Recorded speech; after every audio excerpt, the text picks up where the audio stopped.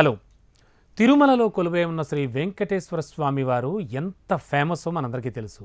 అయితే అంతకంటే ఎక్కువ ఫేమస్ అని చెప్పాలి, నిజంగా అలా అనుకోవచ్చు అనుకోకూడదు, స్వామివారి లడ్డూ ప్రసాదం. మరి ఎవరు ఎప్పుడు ఎక్కడ తిరుపతి వెళ్ళినా వచ్చినా వాళ్ళని చూసినా ప్రసాదం ఉందా, లడ్డు తెచ్చారా అని కూడా అడుగుతూ ఉంటాం. మరి ఆ ప్రసాదం యొక్క రుచే వేరు.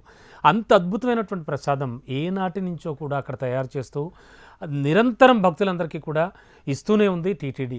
ఉచిత లడ్డూలు కూడా ఇస్తూ ఉంది. అంతేకాదు, తిరుపతి వెళ్ళొస్తే చాలు ఎవరైనా సరే లడ్డు ప్రసాదం తెచ్చారా అని అడగడం పరిపాటి మనకి.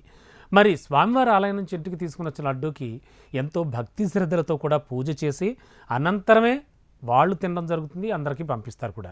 సో తిరుమలకు వెళ్ళిన వాళ్ళు స్వామివారి దర్శనం కోసం ఎంతసేపు అయితే ఎదురు చూస్తారో, అదేవిధంగా లడ్డు కోసం, లడ్డు తెచ్చుకోవడం కోసం కూడా క్యూలో గంటల తరబడైనా నిలబడతారు. అయితే తమకు కావాల్సిన లడ్డూలు కొనుగోలు చేయాలని తాపత్రయపడుతూ ఉంటారు.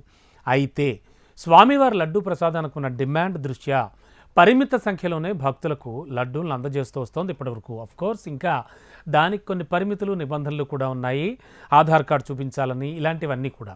మరి ఈ విషయంపై భక్తుల్లో ఒకంత అసంతృప్తి అయితే ఉంది మొన్నటి వరకు. అయితే కొత్తగా పాలక మండలి బిఆర్ నాయుడు చైర్మన్గా వచ్చిన తరువాత తిరుమల తిరుపతి దేవస్థానానికి సంబంధించి టీటీడీ పాలక మండలి తీసుకుంటున్న అభివృద్ధి చర్యల్లో భాగంగా ఒక అద్భుతమైనటువంటి విషయాన్ని కూడా ఇప్పుడు మనం చూడొచ్చు. అదేమిటంటే, త్వరలో భక్తులు కోరిన లడ్డూలు కొనుగోలు చేసే వీలును కల్పించేందుకు టీటీడీ రెడీ అయిపోయింది. మరి భక్తులకు అందించడానికి అదనపు లడ్డు తయారీకి కావాల్సిన పోటు సిబ్బందిని కూడా నియమించుకోవడానికి రెడీ అయిపోతోంది. అంటే రోజుకు శ్రీవారిని మామూలుగా ఇప్పుడు 65,000 నుంచి 70,000 వరకు దర్శించుకుంటూ ఉంటారు. మరి స్వామివారి దర్శనం చేసుకున్న అనంతరం భక్తులకు ఆవరణలో ఒక చిన్న లడ్డూను ఉచితంగా ఇస్తారు కదా. అంటే రోజుకు 70,000 లడ్డూలు ఉచితంగా ఇస్తోంది టీటీడీ భక్తులకు. అంతే కదా. సైజ్ సంగ్ సరే పక్కన పెట్టండి, చిన్న లడ్డూలైనా కూడా అవి కూడా తయారు చేయాలి. ఇక శ్రీవారి భక్తులకు అదనంగా లడ్డు ప్రసాదాన్ని ఈ ఫ్రీ లడ్డూలు కాకుండా కొనుగోలు చేస్తూ ఉంటారు. ఒక్కొక్కరికి 4 లడ్డూల్ని విక్రయిస్తూ ఉంటుంది మామూలుగా, అంటే ఎక్కువ రద్దీ లేనప్పుడు. ప్రస్తుతం టీటీడీ రోజుకి 3.5 లక్షల చిన్న లడ్డూలు, 6,000 పెద్ద లడ్డూల్ని, అంటే కళ్యాణం లడ్డు అంటారు చూడండి, పెద్దది ఉంటుంది అది, అలాగే 3,500 వడలను కూడా తయారు చేస్తోంది. మరి స్వామివారి ప్రసాదాల్ని స్థానిక తిరుపతి ఆలయాలతో పాటు హైదరాబాద్, చెన్నై, బెంగళూరు ఇలా ప్రధాన నగరాల్లో శ్రీవారి ఆలయాల్లో విక్రయిస్తూ ఉంటారు.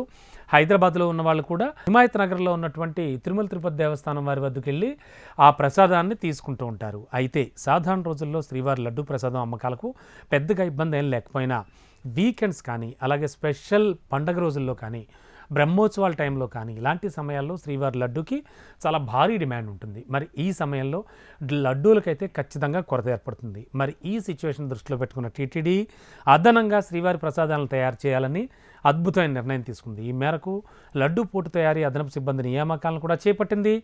74 మంది శ్రీ వైష్ణవులు, 10 మంది శ్రీ వైష్ణవేతరులను కూడా లడ్డూ తయారీ కోసం నియమించాలని టీటీడీ నిర్ణయం తీసుకుంది.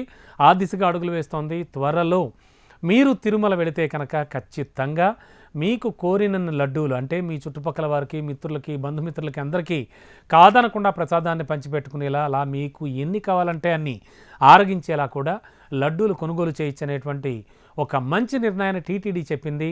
దీనికి సంబంధించి సర్వత్రా హర్షం వ్యక్తం అవుతోంది.